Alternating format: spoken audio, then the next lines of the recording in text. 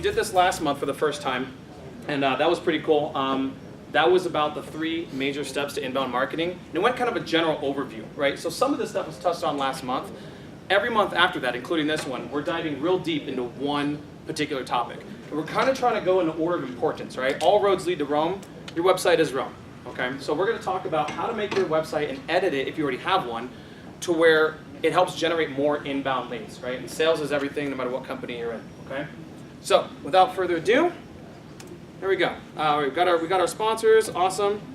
Okay, so creating an information capturing website. Why is this so important? These are your basic bullet points: getting found, establishing trust, educating, nurturing, converting. A lot of people make a website because they're like, I need a website. And that's as far as their thought process goes, right? And that's why you have companies like Wix or Squarespace that provide really easy, user-friendly ones to make yourself. And that's fine. If you started off with that, does anyone start off with any of those? So, okay, yeah, quite a few people actually, and that's fine. When you hit that next level where you're starting to really start investing in marketing and your time, you're going to want something a little more robust that allows you to capture in the information and do things with it. So, getting found. SEO is going to be better on a WordPress website, for example, than it will be a Wix or a Squarespace. You can do pretty good SEO on those, but you're going to have limitations, okay? So for upgrading to WordPress and getting some of these plugins is going to help. Establishing trust. Sales is just trust, right? It's in a box. You open it like, oh, I trust you, great. I always have this whole analogy about, you can't give away a brick of gold if you don't trust the person, right? You're like, I don't know where that came from. Nope. No. But a bag of crap, someone out there, if they trust you, is like, hey, I could use that for fertilizer, right? So it's not the product, it's do you trust the salesperson? And realistically, your website is your salesperson. And here's another reason why it's so important. Whatever generation you exist in right now, understand that every generation below you has more information at their fingertips than you had, period. And so they're researching first. By the time a 20-year-old, let's say, or maybe let's say 25-year-old, they're a low-level manager in some company and they're trying to hire a business. Maybe it's your business, maybe a photographer, maybe you're a social media person, whatever. By the time they get a hold of you, they've already researched you minimum 4 times. That has never been the case before. That's not been a thing. Typically, we used to rely on information by people cold calling us, right? Or we see an ad in something. That's how we took in our information. Nowadays, they have it all at their fingertips, so they are looking before they even talk to you. So your website's a big deal. 4 major factors connected to the website. You want to do social media, blogs, SEO, and email marketing. Social media, depending on what industry you're in, is really going to define which ones you use. We're not going to go too much into that this time. We'll do that on another month's presentation. But make sure you're not just blasting it out to everything, okay? You may not be relevant on Twitter for what you're doing, but you might be huge on LinkedIn. I get 80% of my business from LinkedIn. So if anyone here thinks LinkedIn doesn't work and you're B2B, you're just doing it wrong, and that's okay, right? I can help you, someone else can help you, but LinkedIn is huge. So for us, we're very heavy and very lopsided on one social media platform, but we've made it work. So don't think that you have to be on everything, okay?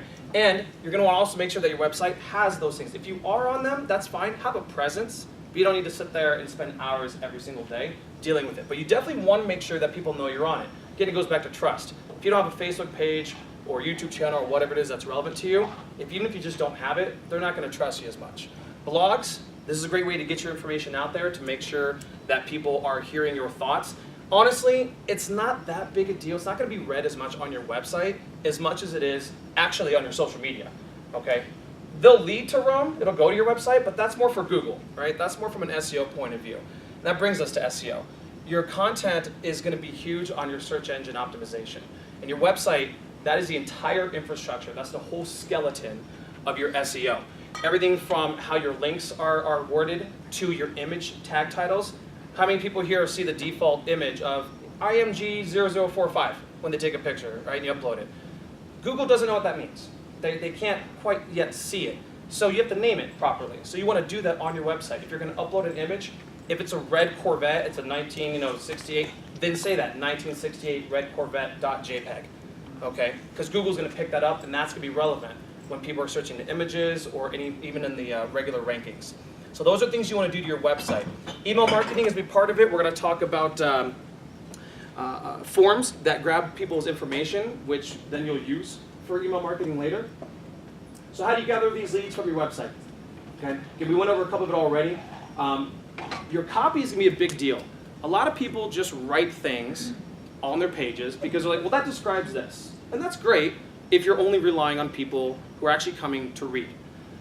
The problem is, if you're not writing it from, let's say, an SEO point of view, if you're not using certain buzzwords, keywords on those pages, then you're missing out. Because you can get a 2-for-1, right? If you have an SEO content writer rewrite every page on your website, you're going to get a 2-for-1. It'll still make sense to regular humans, but now we get to please the Google gods as well. So your copy on your website is a big deal, right? You're going to have tools that we're going to go over. Some I actually name a couple. I'm not just saying go find plugins, things like that. We're going to name a few of these. Creating a buyer persona. Who here even knows what that means? Okay. What company are you with? My own.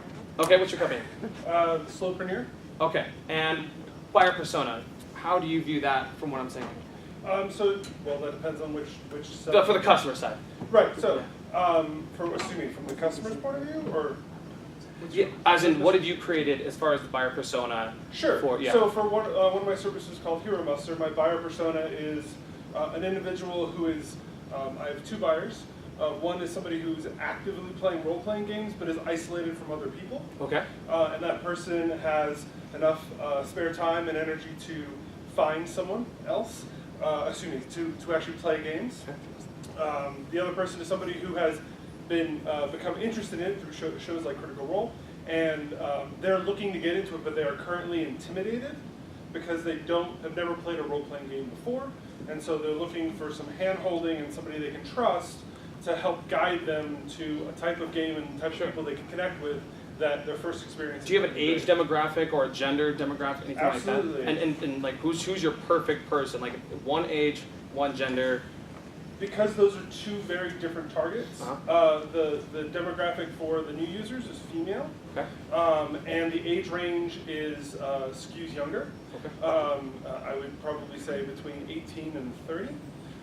And then for the experienced one, we're talking actually people usually from ages 24 to 38, and skews mostly male. Good. So this is a really good example. So he's thought about this clearly, which is good. A lot of people never do this exercise, and this is really important for your website because if you don't know who your perfect customer is, you don't know how your website should look. The problem is you're building it for you, but you might not actually be your own buyer. You might not be in the demographic that you work in. If you work at a company that's dealing with children, you're not a child.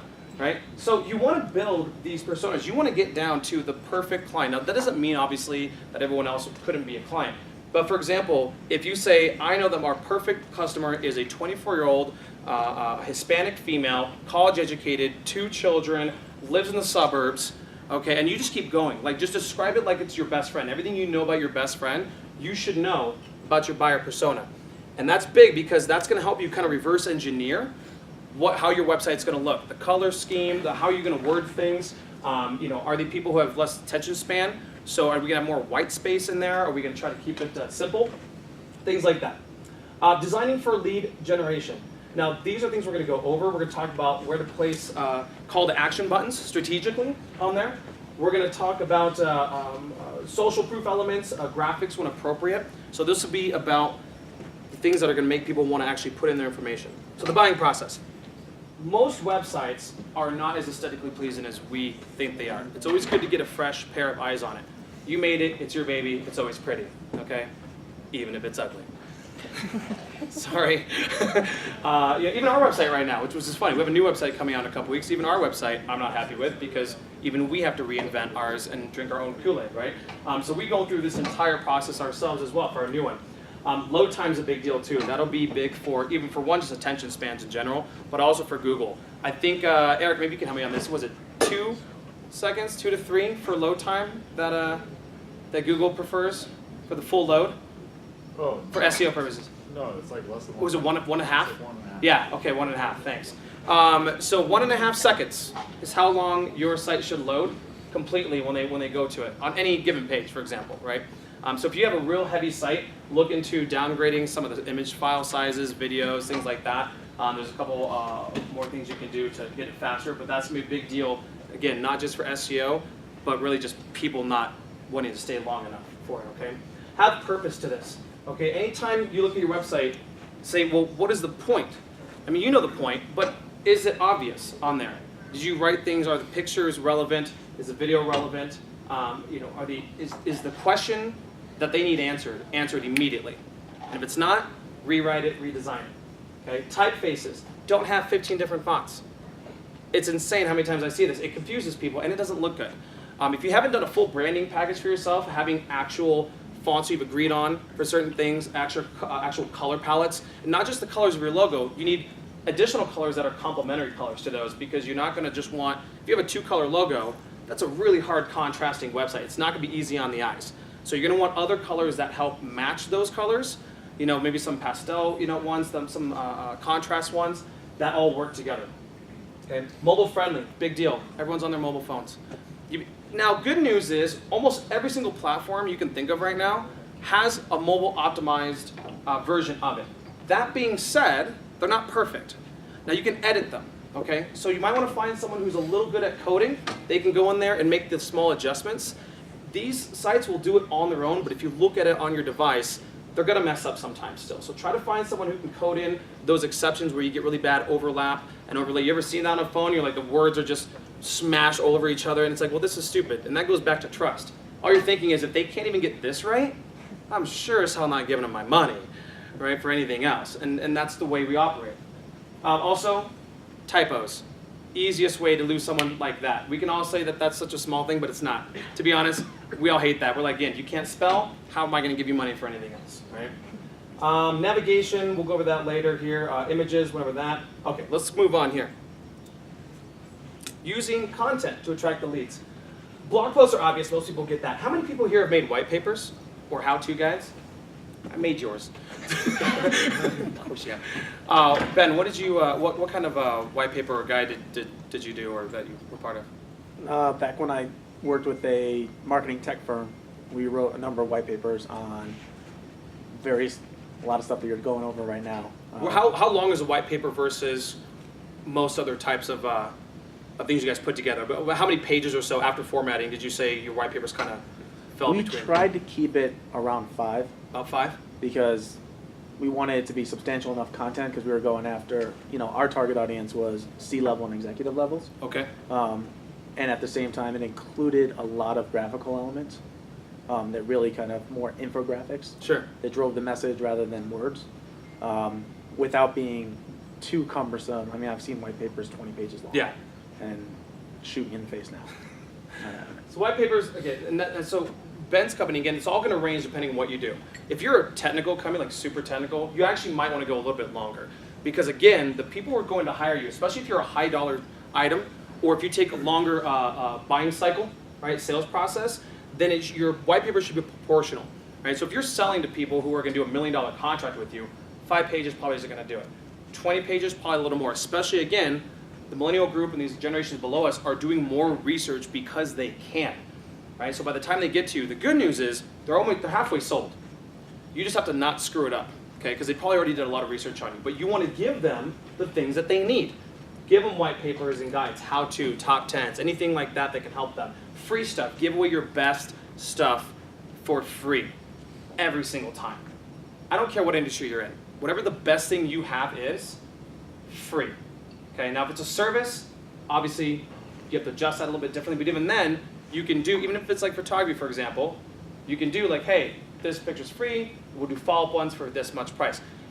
The fact is there's so many choices, and this really ties to the website, because again, they're going to 15 different websites. Your website is one of the choices. If you put as much good content on there as physically possible, that can actually help them learn something without having to go anywhere else, that's the free part of it right there. So that counts as well. Okay? Videos, who has videos on their website? Anybody have animation videos specifically? Stop it, I already made all your stuff. Okay, so animation videos are great. Any kind of video, try to keep it to 1 minute or under. Placement-wise, it should be on your homepage. It can either, you should have, if you can, have a cool background video above the fold, if possible. But informational videos should be pretty much that second section down. Me personally, what I like to do is have a header. You have your main above the fold message, and then that second section down, I usually have a video right here, and then I have a description or an opt-in of some sort, okay? So it explains what we do, and then maybe I have a testimonial here, or maybe I have a description, or I'll have a form that lets them download some sort of white paper or whatever. But video is emperor. If content is king, video is the emperor. Video is everything. And if you can keep it to 1:15 or so, or 1 to 1:15, that's just enough time to tell them what you do. There's almost nothing you can say that's going to take longer than that if you're actually boiling it down to its simplest parts. And it's relatable, okay? And then, of course, you can use it on your other stuff like social media. Landing pages are going to be good if you do paid advertising. Anyone do pay-per-click marketing with their company? Anybody do paid? Okay, yep. Of course, Mike.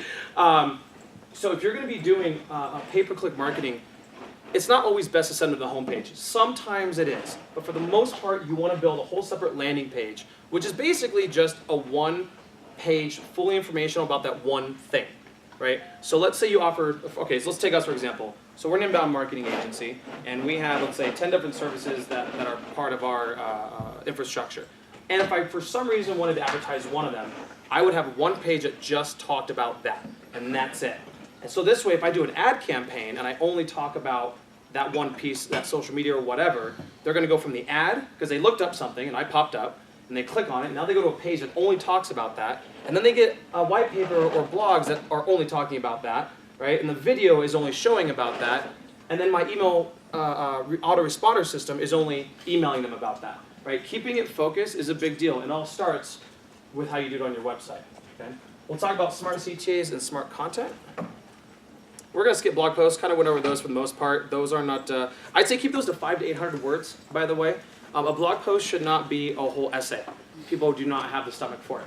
500 to 800 words is typically pretty perfect. As far as placement goes, you should have your own page, obviously, for it on your website. And then at the very bottom of your homepage, you should have at least your last three, your most recent three. It's really easy with plugins where even if you update your WordPress blog, it'll automatically funnel that newest one to the front of the line on your homepage. So you don't have to go in and recode it and redo all that stuff. So there's plenty of plugins that'll do that. But again, have your blog posts. They can be how-to guides, opinions, analysis. Don't be afraid to take a position on something. There's a lot going on right now. If you can take anything going on in the news, whether it be political, religious, financial, anything that's hitting, trending, for example, in the news, and you can relate it to what you do that. Write about that. Then put it on your website, because Google's going to like that because it talks about a more recent and high traffic event, right? And you can also use it for your social media, things like that. So opinion analysis, not as many people do this. Don't be afraid to alienate anyone. You're going to some people who aren't going to like you and they won't hire you. The opposite side of that is the ones who do are going to love you and they'll only hire you. And they'll tell the other people who think like them to hire you as well. So you'll make up for it. They say the riches are in the niches, right? And that's the way it works. Okay, answer common questions. Whatever the top 10 questions that every single person asks you before they hire you, that should be answered on your homepage. Or at least on some of the subsequent pages, period, okay? Those 10 questions, at any time you're looking at a page, it's like, does this answer one of those questions? The answer is no, ditch it, okay? Or bring in these answers. That's all they're looking for is answers. If you any events coming up, things like that, evergreen content is cool. Anything you could talk about that pretty much has a longer shelf life. Again, white papers and guides, we kind of went over that. Formatting is a big deal. The one thing I'll say is this. These are, make a good cover page for it. If you write 10 pages of content, you should have about 15 when you're done if you format it properly. Don't be afraid to put a good infographic in there, even if you're taking up a lot of the text space. Don't be afraid to bold certain words, and every paragraph should have at least one word bolded or a different color. It keeps the brain interested, right? Who here remembers Sega? Right, Sonic the Hedgehog. Okay, yeah, she's like me. There's a lot of games based on these time trials, right? So you're playing one of those racing games, and you get more time if you pass a checkpoint, right? They always say you get 3 more seconds because you passed a checkpoint before the time ran out. That's the same way people think on websites. For every time I keep your attention, I get a little more time. So if your website is just all text, you've lost me. Time ran out. You had 3 seconds. Time ran out. But if I catch your attention again after second 2, I get another second, and so on and so forth. So think of it like that. Think about a video game where if you hit a checkpoint, you get more time. That's how people are looking at your website. Okay? Landing pages, same thing. Again, I'll send out these slides. These are going to show just some places and some things of where to put stuff here. I'm not going to concentrate too much on that right here. Offers, clear and concise. Okay? This is a really good example of one. You look at this, and right away you know exactly what you're getting. You know exactly what's going to happen if you put in, you know, an account number. And this is what they're asking for. This. It could be email. It could be zip code. People ask for different stuff all the time. Okay. It's real simple. It's clean. Has arrows. We drew this circle here just to show things about it. The call to action button is obvious, and it's $100 right there. So if you're making offers for anything, it should have a format that's similar to this, something that pops, that has different colors, that is very obvious of what it's doing. Okay. Videos. You know how much I love them. Let's see here. I don't think we have to go too much on that one. We already went over that. Infographics. Okay, cool. This is one of my favorites. Infographics are awesome because information is boring. And graphics make them a little more fun, right? They make them more relatable. Nobody likes seeing statistics all over the place, unless you are a spreadsheet person, and if you are, I apologize, but you're like 1% of the population, you can handle that without blowing your brains out. So, infographics help you survive through the stats. And they have great, visuals that'll do that. So if you can't do it yourself, there's softwares out there too. There's websites where you put in the information and you just hit boom, and it'll spit out a cool layout for it. So there's ways to do it yourself. You can go really custom, have an agency or a contractor do it for you, but find someone who's really good at graphics and find a way to get all of your information, especially if you're more stats heavy, right? If you're more on the tech side of things, infographics are going to be your best friend because they're going to be able to explain how much better you are than the other guy fairly quickly. Right? Smart CTAs, call to actions. Okay? These are graphics, again, that are basically used in conjunction with offers to present in strategic locations throughout your website and blog. Can't really say it better than that. What makes these smart is that if they're already shown this, so it says try it free, for example, right? If they're already shown this, they already took that offer, it's not going to show it again. All right? Now, that's if you're hooked up into a system, let's say like HubSpot, Marketo, Pardot, things like that. These are back-end CMS and CRM systems that will actually track IP addresses, so they know that this person came there and they clicked on this already and already did that thing, that it won't show it to them again, or it'll show them something different. You can also split test these. This says try it free. Maybe the next person who sees it, it says half off, now, or show me the download, or whatever, right? So they'll switch out depending on what your settings on there. So if you get to that stage, this is more advanced. This isn't right in the beginning. You're really going to be investing in software and things like that to do this. But if you do, if your company can afford it, or if you can afford it, and you have the time, do it, because it'll split test and it'll make sure that it gives them fresh new information every time they come. And that's what they call the action. Smart content is actually having the personalized content like the white papers, any kind of other information. Sometimes, if you go to a website, and this can get a little creepy. We don't do this one, but sometimes your website already knows their name. So the next time they come, it'll actually say, "Hey Jason, welcome back." And I'm like, but some people don't take, I think it's a little weird, but I get it, right? So it's very personalized. So smart content will take anything it knows about the visitor already, and it'll import it into there. And if it doesn't know anything, it just goes to a default generic one. But that's when it starts to get, that's 3 levels deep. That's pretty cool, all right? And it helps understand what their next buying stage is, right? So if they're just kicking the tires, it might show them the general information the first time. But if that person's been to your website 3 to 4 times, you can start actually showing them different information along that sales cycle. It's like literally having a salesperson talking to them about it in different increments, because now they're learning something new every time they visit. So again, by the time they get to you, they're already sold. You just don't screw it up, right, when you get on the phone.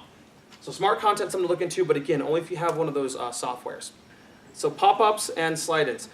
This is a really cool little case study. So Backlinko doubled their email subscriber rate just by inserting an exit pop-up. I think that's what these guys were, right? Was there the exit one? Yeah. So just by, when you put your mouse up to click out of a window and that pop-up pops up, some of us find it annoying, but realistically, the numbers don't lie. You can double your subscription rate, maybe even better depending on what you're doing, and even if you don't, even a 20% bump in anything you do is insanely big, okay? So look at things like that. They had a really good experience with it. Here's a couple actual examples. Sleek Note is a really cool one. And again, I'll send these slides out and it'll be hyperlinked so you can go check it out yourself. So that's a really good one to check out. It's very customizable, really easy to use. Pippity is another one as well. I would always say at least test out 2. Right? Don't just go with the first one. See which ones you like, what the pricing is like on them as well. Some of them are free. Header bars. Header bars it's not your actual top bar, okay? Because when you scroll down, this is going to be gone for the most part. You can make that static, but I don't recommend it. It's this one right above it. There's this thing here that says news. It says optimizely featured on Bloomberg, watch it now. Now, if you scroll down their website, that's going to keep following you all the way down. The cool part about it is that it has something hyperlinked that they want you to see. Video, it could be a download for a white paper or something like that. If you want to learn how to get those on your website, Hello Bar is a really cool tool. That one will help you out a lot. And another one is Smart Bar. And that's part of a SumoMe series. So SumoMe has a whole suite of products. So if you've heard of them and you like them, this is one of theirs as well. But this helps when people are going through the rest of your site, whether they're scrolling up or down, it always tells them to do this one thing. And call to actions are a big deal.